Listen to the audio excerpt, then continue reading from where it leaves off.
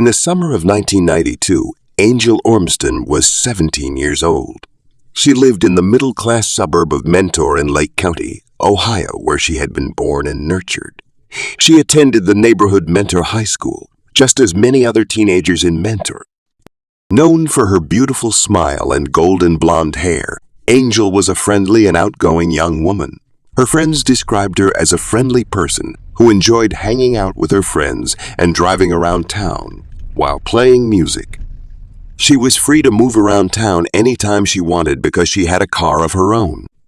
The Great Lakes Mall was a popular destination in the community, and Angel enjoyed spending her leisure time there, while also working a part-time job at a burger restaurant there. One fateful afternoon on July 31st, 1992, Angel informed her mother that she would be going to the mall's burger restaurant to pick up her paycheck and run some errands. By the next morning, Angel had not yet arrived home. Since she frequently spent the night at her friend's house, her mother thought she was there at first, and no one became concerned. Angel didn't really have rules when it came to checking in with her mother, Jackie, because she wasn't a particularly strict person. Since Angel's mother was aware of her high level of independence, she didn't worry as much as some other parents would have. Angel never had a lot of rules guiding her life because her father, a long-haul truck driver, was also frequently gone from the house. 2 days later, when Angel's older brother went to the mall to do a little shopping, he spotted something that concerned him. In the parking lot of the Great Lakes Mall was the 1981 white-color Honda Civic owned by Angel. He approached Angel's vehicle and peered inside to find her pocketbook and hairbrush lying on the seat. He immediately called their mother, who responded to his call and came to pick up Angel's car. Jackie, their mother, was however still of the opinion that Angel was with Stacy, her best friend. Stacy's residence was the first one she tried to call, but no one picked up. At this point, Angel's mother started to worry and ultimately made the decision to call the police to report her daughter missing. It was now August 2nd, 1992. Angel had last been seen on July 31st. When questioned by the police about why she had delayed so long before reporting her daughter missing, Jackie explained that she believed she had to wait 48 hours before making a report. Jackie once more resorted to Stacy, who was Angel's closest friend and the person most likely to know where Angel was. Stacy and Angel spoke on the phone when they were separated despite spending practically every day together. But on this particular weekend, Stacy had been baking cookies at her sister's place, so she was shocked when Jackie eventually called her. She hasn't seen Angel all weekend and has no idea where she could be. Jackie, who had assumed that her daughter had been with Stacy since she departed on Friday afternoon, was horrified to learn of this. The Mentor police undertake a thorough search right away, and Larry Fisht is named the case's lead detective. He began by thoroughly searching Angel's vehicle, but no indication of foul play was discovered. Additionally, nothing appeared to have been stolen. Instead, it appeared as though Angel had stood up and walked away from her car by herself. However, no one who knew Angel well could comprehend why she would want to pack up and leave town. She was highly loved, outgoing, and popular. She also planned to attend college in the future. Investigators started to look into the idea that Angel may have been taken because there were no indications of a fight. Numerous fingerprints were found on her car when it was dusted for them, but they could all be linked to Angel's friends and relatives. Inadvertently, this made them all suspects. First, Detective Fisher contacted her father's trucking company, but dispatch records indicate that he was out of the state at the time of Angel's disappearance. He then demanded that Jackie undergo a polygraph test, but to the amazement of the detectives, Jackie declined to do so. Jackie and her strange behavior came under closer scrutiny by the detectives. They questioned her about a number of things, including why she took so long to report her daughter missing, and if she thought Angel had been the victim of foul play. Why then did she move Angel's car, potentially disrupting any evidence? However, the police lacked concrete evidence against Jackie and were unable to legally compel her to take the polygraph test. The burger business where Angel worked was the last location she claimed to have been to, so the police began to investigate there. When the police arrived, the burger restaurant, Angel's co-workers claimed that she never showed up there that day and that her paycheck was still available. However, when Angel's co-workers revealed to the investigators that they already knew what might have happened to Angel, the investigators became alarmed. They told the detectives about a peculiar male manager they had who enjoyed preying on the young female employees and would frequently linger nearby while they changed into their work uniforms. This manager had been fired for sexual harassment, including instances where he had touched several of the employees in an inappropriate manner. After investigators looked into his background, they discovered that the individual has a history of having contact with minor girls. The employees continued by saying that the manager had a thing for Angel in particular and would frequently pay her additional attention, keep an eye on her while she worked, and make lewd remarks about her. They added that he had found every opportunity in the little kitchen to converse with and approach Angel. Due to this recently discovered information, the manager was elevated to the top of the list of suspects. He was promptly located by the police, but he flatly denied any involvement in Angel's disappearance. He claimed he hadn't seen Angel since the two of them had worked together, and that day he had been far from the Great Lakes Mall. He actually had the timesheets to show that he had been employed at another fast food restaurant at the time. The suspicion that the burger restaurant was somehow connected to Angel's disappearance persisted in the minds of the investigators. They questioned the manager and staff members once more and learned a secret that Angel had been hiding from her family. When Angel told her mother she was going to pick up her paycheck, she never mentioned that it would be her last. It appeared that Angel had been fired from her job for consistently being late. Everyone associated with her place of work was eventually cleared. The police was once more back to the very beginning. Angel's friends and family couldn't figure out why anyone would want to hurt her. She was a kind and trustworthy girl who didn't tend to have enemies.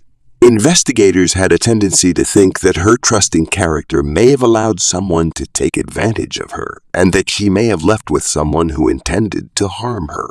Stacy, Angel's best friend, was the last person to see the victim alive in this instance. The last person to see a victim alive is typically the one who has done something sinister. The investigators once again decided that Stacy was definitely a person of interest. Police made the decision to speak with Stacy. They had a 4-hour conversation. Stacy was eager to share all the information she knows with the detectives, but her alibi remained the same. She spent the entire weekend baking at her sister's house. She did provide one potential lead for the detectives, though. She named a student at their school whom she advised the detectives to look into. The student was Mark Sotka. According to Stacy, 19-year-old Mark Sotka had just received his honors diploma from their school. Mentor High and Angel had a strong admiration for Mark and yearned to be in a relationship with him. Angel's relationship with Mark over the summer was a secret only to her closest friends. The largest secret was revealed by Stacy afterwards. Angel was pregnant with Mark's child. Stacy said that Angel had wanted to tell Mark she was pregnant before she vanished. She had hoped that he would embrace her and want to start a relationship with her and raise the child. However, Mark was scheduled to enroll at Akron University and was alleged to have just been leading Angel on throughout the summer. He didn't seem to be interested in a long-term relationship with Angel. On hearing this, Mark Sotka was rounded up by the police right away to be questioned. Mark was shocked to learn that he was being investigated over the case and insisted that he and Angel were not even dating, let alone that she could be pregnant with his child. He claimed that although they had only ever had one sexual encounter, it had been a long time ago. Then he said he had a girlfriend and had been dating her for 2 years. According to him, he worked until 5 o'clock that Friday and then went to the mall to buy a present for his girlfriend. Later, he then had pizza with friends. Police started investigating his alibi and began by looking into his workplace. They proceeded to Mark's place of employment and his time card did show that he was speaking the truth about his attendance at work. When they took Mark's shopping route to the stores, they discovered that he could have made the trip in the time he claimed. The friends Mark claimed he linked up with that night were finally approached. They verified they had met for pizza and a movie at 9 o'clock, but Mark was unable to present any witnesses for the shopping outing. Nobody recognized Mark when investigators questioned staff members from the stores he claimed to have gone to.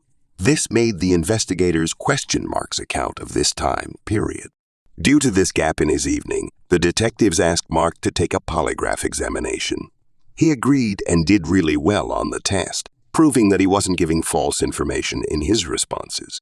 Mark was no longer considered a suspect as a result of his cooperation and the polygraph test.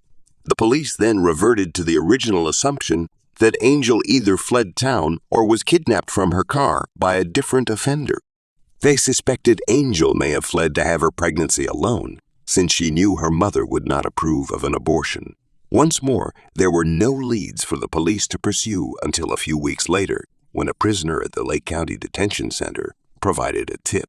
According to him, in Cleveland, there was a prostitute named Angel who fit Angel ORMSTON's description of a blonde between the ages of 17 and 20, with a lovely smile, and who was found wandering the streets alone.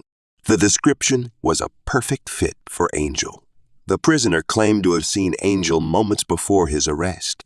He continued by saying that a man by the name of Pimp Daddy had employed Angel. When Detective Fisher contacted his Cleveland colleagues, they confirmed that the police in Cleveland were aware of someone going by the name of Pimp Daddy. He operated his business out of a 2-story building on the outskirts of the city. Runaways, strays, and troublesome youths made up his workforce, but they had been told not to speak to authorities or divulge their names. Police could only attempt to save Angel once. They made the decision to raid the location, specifically during their busiest hours, which was a Friday evening. Police were able to locate the said girl after a search warrant was approved. While she acknowledged that her name was Angel, she remained silent. The only way to determine if this was the missing Mentor, Ohio resident, Angel ORMSTON, was to call her mother, Jackie, and urge her to travel to Cleveland to meet the young woman and maybe identify her as her daughter. Jackie prepared herself for the worst, but it was discovered that the girl was not Angel ORMSTON when she got there. Nevertheless, this act did result in some good when the little girl's family was found and she was sent home, rescuing her from a life of crime, drugs, and prostitution. In an effort to get Angel's name and story in the media, Jackie, who was inconsolable, invited every local news station into her home. She pleaded for information and begged for assistance in finding her daughter innumerable times. Flyers that Angel's friends created were dispersed across the neighborhood. In order to gather a sum of $10,000 for Angel's safe return, the community turns to local businesses, organizations, and charity for donations. Within a month, the Mentor Police Department received thousands of tips. Police spent a lot of time investigating the tips, but to no avail. Because Jackie believed the police weren't acting quickly enough, the ORMSTONs had to hire their own private investigator, but this did not provide any results either. After more than 3 months, Angel was still missing. Despite the lack of progress in her situation, her mother remained optimistic. In case Angel ever called home, Jackie left a voice note for her on her answering machine. As the months passed, there was frustration among Angel's family and friends, and rage at the police station intensified. The search for Angel ORMSTON ended when a local man went hunting with his dog on December 15, 1992. The dog detected a scent during their walk and moved in the direction of a drainage ditch. The man then became aware of a sizable form that was covered in a sheet and had a rope tied around it. He noticed something that appeared to be a human hand when he pulled back the fabric. Despite being severely decomposed, the body had been lying face down for several months when it was discovered by investigators, which is roughly how long Angel has been missing. Green duct tape and an old piece of clothesline were used to bind the corpse. Police were able to identify the body as being that of a female, despite the fact that it was completely unrecognizable. Everyone recognized the person in their hearts. In an effort to identify her killer, the forensic team collected her bones and started digging through the earth for any evidence that could help with the case. The coroner was able to identify Angel ORMSTON's remains on December 16 thanks to dental records. The small town's residents were shocked when the news of Angel's murder traveled throughout the community. An autopsy revealed that Angel had suffered a traumatic head injury as well as 2 stab wounds to the chest. Those stab wounds were determined to be the cause of death by the coroner. She had been violently and angrily stabbed. At least the police had physical evidence by this point to try to identify the murderer. The forensic team was able to retrieve a blue piece of carpet fibers which was stuck to the duct tape. In their search for the matching blue carpet, police put together a list of all the houses associated with Angel, including her family and friends. One of those residences belonged to Mark Satka's parents. The boy Angel had been seeing all summer. The house was empty at the time of Angel's murder since it was up for sale, but Mark had been spotted using it. There were only 2 persons with the keys at that time, Mark and his mother. When the police went over to the house to look at it, they discovered it had been sold, but they were permitted by the new owners to search the house.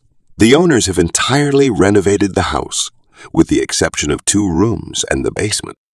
Investigators observed blue carpet squares on the steps as they descended into the basement. They then took some samples to compare with the blue carpet fibers discovered on Angel's remains. They also observed that a part of the laundry room clothing line had been removed. This was also hurriedly processed in the lab, and the findings support their suspicions. There was a match. The carpets, stairs, and walls of the basement all had small blood stains, and a bloody thumbprint was also obtained for testing. The police soon arrested Mark Satka for Angel's murder the day after they found his basement of horrors. His arrest came 5 months after Angel ORMSTON vanished. Mark was still acting defiantly and was attempting to persuade the police that they lacked sufficient proof to prosecute him. Investigators were, however, looking at his car at the same time. Even though Mark had made an effort to thoroughly wash his car, the job fell short. The exact roll of green duct tape that was used to bind Angel was still in his car, along with remnants of blood in the trunk. After being challenged by Detective Fisher with all of these tangible evidence against him, Mark finally acknowledged doing something stupid. When asked what stupid thing he did, he said that he killed Angel.